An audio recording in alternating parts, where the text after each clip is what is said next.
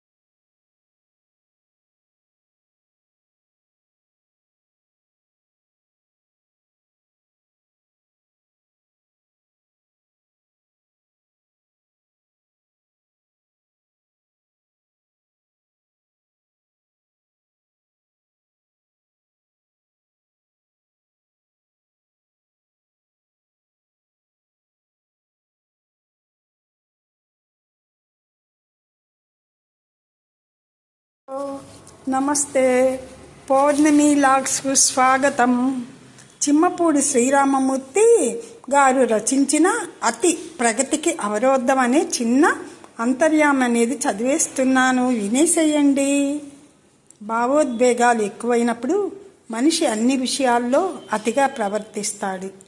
మితిమీరిన ఆనందం, ఉత్సాహం, వాత్సల్యం, క్రోధం, కామం, లోభం, ప్రేమ ఏదైనా అనేక అనార్థాలు తెచ్చిపెడుతుంది. అతిగా మాట్లాడటం వాచలత్వం అనిపించుకుంటుంది. ఈ వాచలత్వం వల్ల పరుషమైన మాటలు బయటకు వస్తాయి. స్పష్టత, స్వచ్ఛత ఉండవు. ఔచిత్యం, సందర్భ శుద్ధి లోపిస్తాయి. ఆలోచనను, విచక్షణను ఆక్రమించిన ఆవేశం కట్టలు తెంచుకొని మనిషిని మృగం చేస్తుంది. అగ్ని వాక్కును ఆశ్రయిస్తుంది. ఆత్మ అమృతత్వాన్ని, బ్రహ్మను ఆశ్రయిస్తుంది అని శాస్త్రాలు చెబుతున్నాయి. సందర్భ శుద్ధి కలిగిన మితభాషి కనుకనే హనుమను వాక్యజ్ఞ అన్నారు. మందర వాచలత్వం కైక మనసులో విషబీజం నాటింది. రావణుడి అధర్మ కాముకత బంగారపు లంకను భస్మీపటలం చేసింది. శకుని కుచిత సంభాషణ దుష్ట చతుష్టయ దుర్మార్గానికి ఆద్యం పోసింది. ధృతరాష్ట్రుడి పుత్రవాత్సల్యాతిశయం దుర్యోధనుని అహంకారాంధుణ్ణి చేసింది. ఉత్తర కుమారుడి ప్రగల్భం అతన్ని చరిత్రహీనుణ్ణి చేసింది. శిశుపాలుడి వాచాలత వాసుదేవుడి చక్రఘాతానికి నశించిపోయింది. వదలబోతుదనం వల్ల అసత్యం, చాడీలు, అశ్లీలత, అసభ్యత, ప్రాణహాని, మానహాని అనే అవగుణాలు బయటపడతాయి. అందుకే మౌనం పరంభూషణం అన్నారు. ఈ మౌనం కూడా మితిమీరి ఉండకూడదు. మేధావి లోక కళ్యాణ ఆకాంక్షి తన ఎదుట అనర్థాలు జరుగుతుంటే మౌనం వహించి నిరసించక మిన్నకుంటే ఆ అకృత్యాలను ప్రోత్సహించినట్లవుతుంది.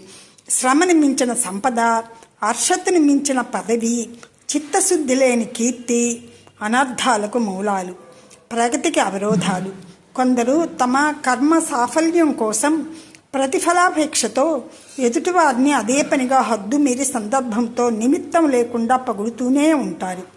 ఏవేవో కోరికలతో, మొక్కుబడులతో భగవంతుణ్ణి ఆరాధించడం, అర్చించడం, అవి తీరిపోయేసరికి ఆయన్ని నిందించడం అసలైన భక్తి అనిపించుకోదు. కోరికలతో కొలిచే కొలువుకు విలువే ఉండదు. ఎవరైనా స్వస్థత కలిగి ఉండాలి.